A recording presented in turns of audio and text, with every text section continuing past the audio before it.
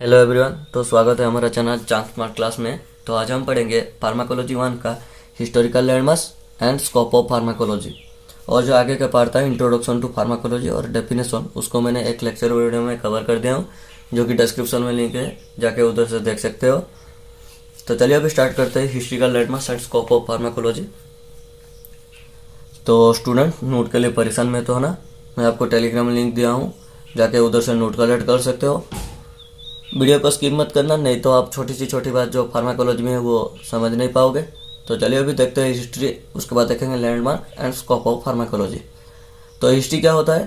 Past of pharmacology means pharmacology का जो past है उसको देखेंगे। तो जो हिस्ट्री में हम क्या क्या देखेंगे, नॉलेज ऑफ ड्रग्स, तो ड्रग्स के बारे में कुछ जानेंगे। Uses of drugs in disease, तो जो ड्रग होता है उसको कैसे यूज करा जाता है डिजीज में, उसके बारे में भी देखेंगे हिस्ट्री ऑफ फार्माकोलॉजी में। तो pharmacology is the branch of science which deals with the study of drug. जो फार्माकोलॉजी है वो साइंस का ब्रांच हो जाता है जिसमें हम ड्रग्स के बारे में पढ़ते हैं। तो ये दो वर्ड से आता है, एक तो फार्माकोन से और दूसरा लोगोस से। फार्माको मीन्स होता है ड्रग और लोगोस मीन्स होता है study. In history of pharmacology knowledge of drugs and their uses in disease is as old as history of mankind. तो हिस्ट्री में हम क्या क्या पढ़ेंगे, नॉलेज ऑफ ड्रग्स के बारे में पढ़ेंगे और उसी ड्रग्स को कैसे यूज करा जाता है डिजीज में। यह था आपका old as history of mankind के अनुसार। But as a science pharmacology is quite young one. तो देख सकते हो कि जो फार्माकोलॉजी था वो उसको जब पिछले वाले मीन्स ओल्ड मैनकाइंड के अनुसार इसको बोला जाता है कि यह बहुत ओल्ड है। बट जो साइंस के अनुसार बोला जाता है ये क्वाइट यंग वन होता है। ठीक है, इसको बोला जाता है हिस्ट्री। उसके बाद इसी हिस्ट्री को तीन टाइप का पीरियड में इसको डिवाइड किया है, जैसे कि प्रिमिटिव पीरियड, एंशिएंट पीरियड और मेडिवल पीरियड। पहला देखते हैं प्रिमिटिव पीरियड क्या होता है। न period of development of animal और प्लांट। ये जो पीरियड था तो उसी पीरियड में क्या होता था, डेवलपमेंट ऑफ एनिमल और प्लांट होते थे। उसी समय में एनिमल और प्लांट का डेवलपमेंट होता है। तो people uses drugs for mystical और magical powers rather than physiological effect. तो उसी टाइम में जो ड्रग्स होता था उसको तो प्रिमिटिव पीरियड में क्या करते थे, उसी ड्रग को मैजिकल पावर समझकर खा देते थे, उसका फिजियोलॉजिकल इफेक्ट जाने बगैर। ठीक है, तो they believed evil spirit cause disease. तो वो बिलीव करते थे कि जो इविल स्पिरिट था वो करता था डिजीज कॉज करता था। इविल स्पिरिट मीन्स जो आप बोल सकते हो दानव स्पिरिट। ठीक है, long before that uses of natural sources. तो लॉन्ग बिफोर मीन्स बहुत दिन के पूर्व में तो जो ड्रग्स था उसको यूज करा जाता था नेचुरल सोर्सेस से। जो नेचुरल सोर्सेस होता है वो एक तो प्लांट होता है और एनिमल होता है और मिनरल्स होता है। Some of are use still today means जो लॉन्ग बिफोर में यूज करा जाता था मेडिसिन को, वो भी अभी भी उसको यूज करा गया है। Alcohols and opium we are one of the first of medicinal plant. तो अल्कोहल एंड ओपियम जो दो प्लांट है उसको वो थे पहला दो प्लांट जिसको मेडिसिन में यूज करा गया था। उसके बाद देखते हैं एंशिएंट पीरियड, जो कि 3000 बीसी से 500 एडी में था। तो बीसी मीन्स आप जानते हो बिफोर क्रिस्ट और एडी मीन्स होता है एनो डोमिनी। तो some people are gathered for knowledge of healing and medicine for observing by nature, noticing animals while heal and by personal experience after consuming contents herbs and berries as remedies. ये तो बहुत कुछ लिखा है but आप simple word में समझ जाओ। जो हमारा प्लांट एनिमल मिनरल्स था उन्हीं सभी चीज़ों को नोटिस करके हमारी दवाई बनाया गया था। This discover that extract from plant animals and minerals had medicinal effect on our body tissue.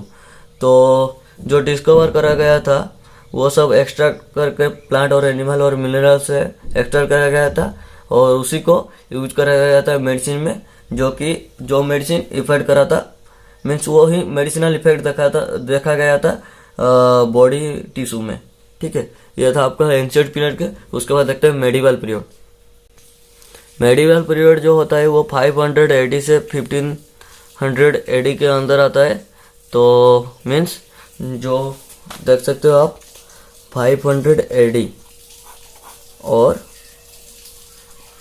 1500 AD means आनो डोमिनी और यहाँ पर भी।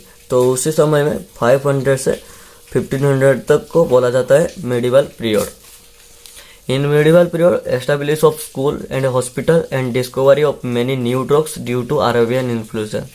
तो अरेबियन इन्फ्लुएंस के कारण तो एस्टेब्लिश हुआ स्कूल और हॉस्पिटल, और उसी में से ही डिस्कवर हुआ न्यू ड्रग्स।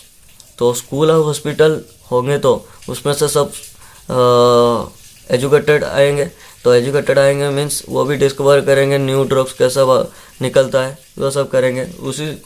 उसी टाइम में मेडिवल पीरियड में ये सब हुआ था।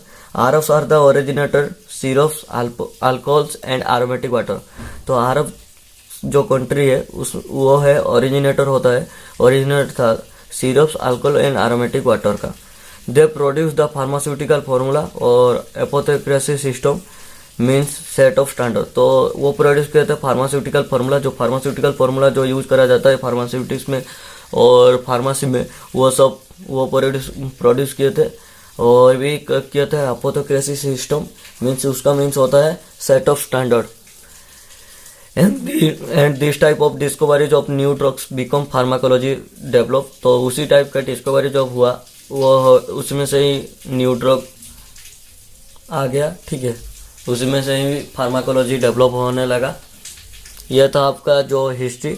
उसका देखते हैं लैंडमार्क्स। तो लैंडमार्क्स में जो होता है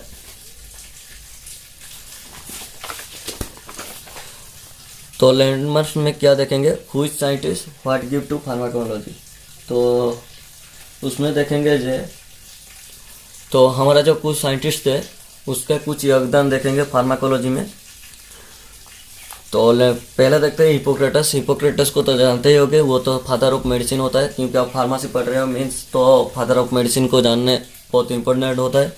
तो हिपोक्रेटस 460 BC से 377 BC he was the father of medicine. तो वो थे father of medicine. He attempt to separate the practice of medicine from religion and superstition. He develop his pledge of proper conduct of doctor.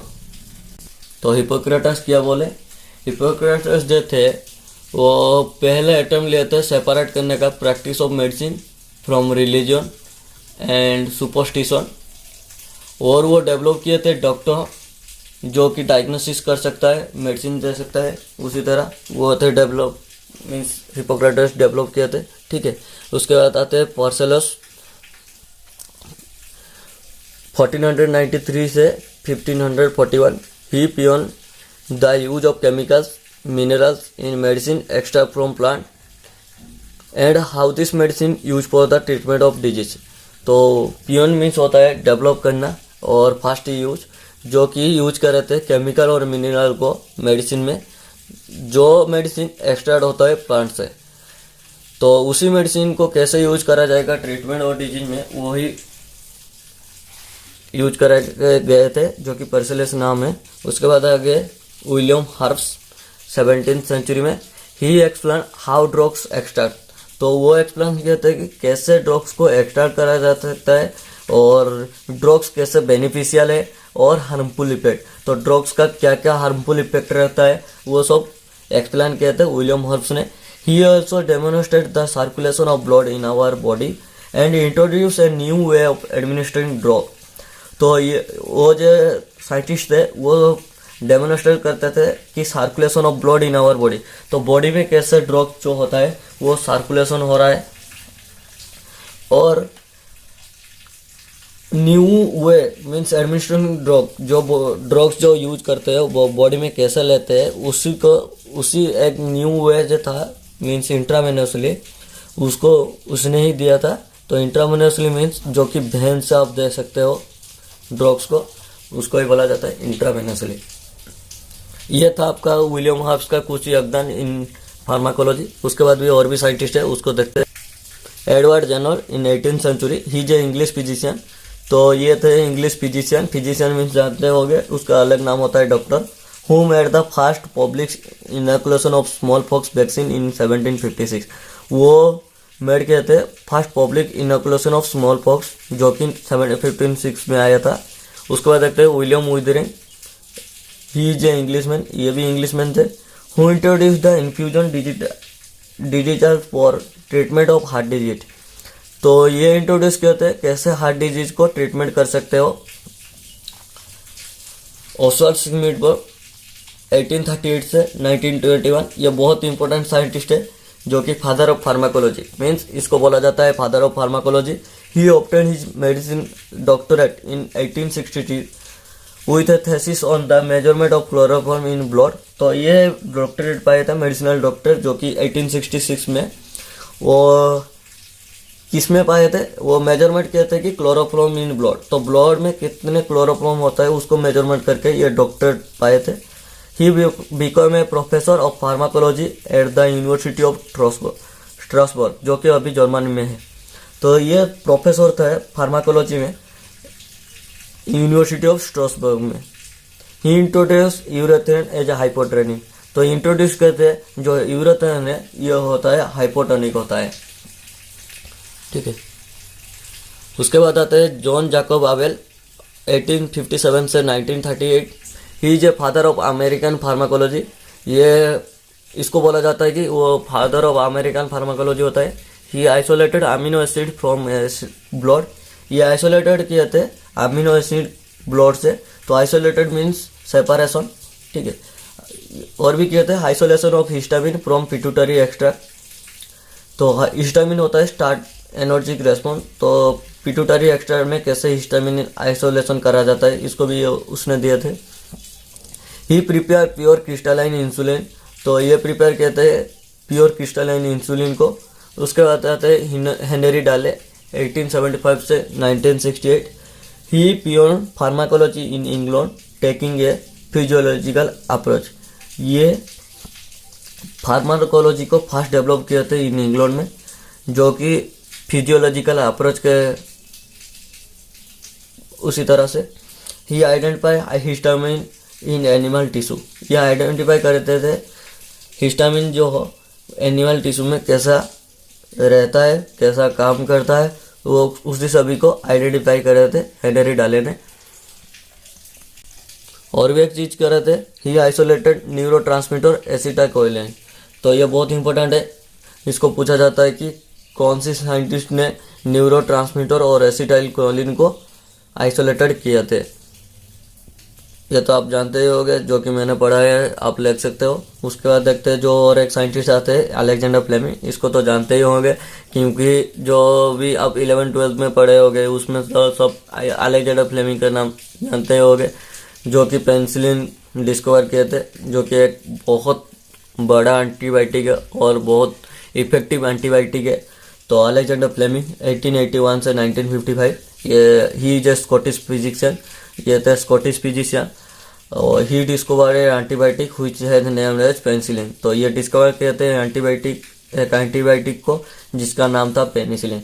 उसके बाद देखते हैं रामनाथ चोपड़ा। तो pharmacology पढ़ने में दोनों साइंटिस्ट को आपको याद रखना है जो कि बहुत बार यूज होता है, एक तो रामनाथ चोपड़ा और दूसरा जो कि फादर ऑफ फार्माकोलॉजी बोला जाता है, उसको याद रखना है, जो कि इधर देख सकते हो आप, ऑसवाल्ड स्मिथ, ठीक है। तो रामनाथ चोपड़ा ही was the father of Indian pharmacology. तो इनको बोला जाता है father of Indian pharmacology. He give the knowledge about systematic study of Indian medicinal plant. तो ये नॉलेज दिए थे जो सिस्टमेटिक स्टडी होता है इंडियन मेडिसिनल प्लांट का, कैसे करा जाएगा इंडियन मेडिसिनल प्लांट का सिस्टमिक स्टडी, उसी को सब गिव किए थे रामनाथ चोपड़ा ने। तो this is all about the historical landmarks of pharmacology. यह था आपका हिस्ट्रिकल लैंडमार्क, कैसे हिस्ट्री आया था, लैंडमार्क कैसे हुआ था फार्माकोलॉजी का, उसी सभी के बारे में था। उसके बाद देखते हैं जो आज का लास्ट टॉपिक है, scope of pharmacology to study about the drugs and their mechanical action. तो मीन्स स्कोप ऑफ फार्माकोलॉजी में आप क्या देखेंगे, फार्माकोलॉजी का स्कोप क्या है, फार्माकोलॉजी के पढ़ने के बाद हम क्या क्या पढ़ सकते हैं, तो फार्माकोलॉजी जो पढ़ेंगे तो हमारा क्या होगा, फार्माकोलॉजी में क्या कैसे ड्रग्स को डेवलप करते हैं, वो सब स्कोप ऑफ फार्माकोलॉजी में पढ़ेंगे। तो इसमें पहले पढ़ते हैं ड्रग्स के बारे में, ठीक है, कैसे ड्रग्स को स्टडी करते हैं और ड्रग्स का मैकेनिकल एक्शन देखते हैं। मीन्स इसका जो कैसे बॉडी में रिएक्ट करता है, बॉडी क्या रेस्पॉन्स देता है, उसी सभी के बारे में पढ़ते हैं फार्माकोलॉजी में। To study about disease and disorder which is under the pathophysiology. तो इसमें हम क्या स्टडी करेंगे, डिजीज और डिसऑर्डर को। तो डिजीज और डिसऑर्डर जो था उसको मैंने जो अगले पार्ट मीन्स मेरा पिछला पार्ट जो वीडियो था उसमें इसको अच्छे से क्लियर करा हूँ, जो कि आप देख सकते हो, डिस्क्रिप्शन में लिंक है। तो ये स्टडी और डिजीज और डिसऑर्डर को स्टडी करने का होता है, जो कि जो डिजीज और डिसऑर्डर आता है वो पैथोफिजियोलॉजी में आता है। Study of pharmacodynamics what the drug does to the body. तो इसमें हम क्या करेंगे, फार्माकोडायनामिक्स को स्टडी करेंगे, जिसमें ड्रग बॉडी को क्या देता है उसके बारे में पढ़ेंगे। उसके बाद देखेंगे study of pharmacokinetics what the body does to the body. तो फार्माकोकाइनेटिक्स को पढ़ेंगे, तो उसमें क्या करें पढ़ेंगे, the body does to the body the body does to the drug, यहाँ पर ड्रग होगा, ठीक है। तो उसमें क्या पढ़ेंगे, जो बॉडी ड्रग्स को क्या देता है, और एडीएमई प्रोसेस पढ़ेंगे, means absorption, distribution, metabolism and excretion. उसके बाद study of pharmacotherapeutics what is the use of drug in treatment और प्रिवेंशन ऑफ डिजीज। तो इसमें क्या स्टडी करेंगे, फार्माकोथेराप्यूटिक्स को, जिसमें हम कैसे ड्रग्स को यूज करते हैं और कैसे ट्रीटमेंट में इसको ड्रग्स को यूज करते हैं और कैसे प्रिवेंशन ऑफ डिजीज में इसको यूज करते हैं। उसी के बाद study of pharmacology which deals with the immunological actions of drug in immune system. तो इसमें इम्यूनो फार्माकोलॉजी को पढ़ेंगे, जिसमें इम्यूनोलॉजिकल एक्शन होगा इम्यूनो सिस्टम में। तो उसके बाद study of clinical pharmacology in which study of effect of drug in man और healthy volunteers and in patient.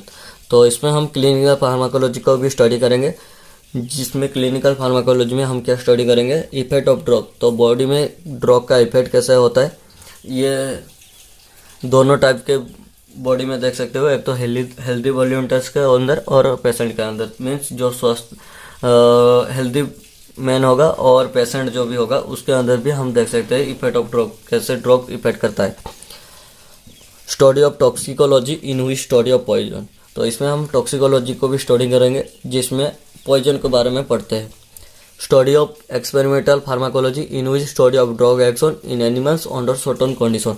तो इसमें हम क्या पढ़ेंगे, स्टडी ऑफ एक्सपेरिमेंटल फार्माकोलॉजी, जिसमें ड्रग का एक्शन के बारे में पढ़ेंगे, जो कि एनिमल में ड्रग कैसे एक्शन करता है और एक सर्टेन कंडीशन में इसको देखेंगे। Study of chemotherapy in which study about use of chemical drug from the disease. तो केमोथेरापी को भी इसमें पढ़ेंगे, जिसमें केमिकल्स कैसे यूज करा जाता है डिजीज में, इसको भी पढ़ते हैं स्कोप ऑफ फार्माकोलॉजी में। In pharmacology here great scope in research such as drug development, drug discovery and clinical trials. तो फार्माकोलॉजी में बहुत स्कोप होता है, जैसे कि रिसर्च में होता है ड्रग डेवलपमेंट, मीन्स ड्रग को कैसे डेवलप करा जाएगा, drug discovery, new drug discovery करा जाएगा एंड क्लिनिकल ट्रायल लिया जाएगा। तो ये सब फार्माकोलॉजी में होता है। In pharmacology here you can development of new drugs और डिस्कवरी, मीन्स यहाँ पर आप न्यू ड्रग डिस्कवर कर सकते हो, डेवलपमेंट कर सकते हो, ड्रग को कैसे यूज करा जाएगा, उसी सभी के बारे में फार्माकोलॉजी में पढ़ सकते हो। ये था आपका स्कोप ऑफ। तो उसी हिसाब से हमारा आज का टॉपिक खत्म हो गया, जो कि हमारा historical landmark and scope of pharmacology था। आई होप आपको समझ आया होगा। तो आपको अच्छा लगा तो अपना फार्मेसी दोस्तों के साथ शेयर करना। तो लास्ट में students, like share my video, subscribe and hit the bell icon for fast see my video. Keep loving, keep supporting. मिलते हैं अगले वीडियो में, तब तक के लिए थैंक यू।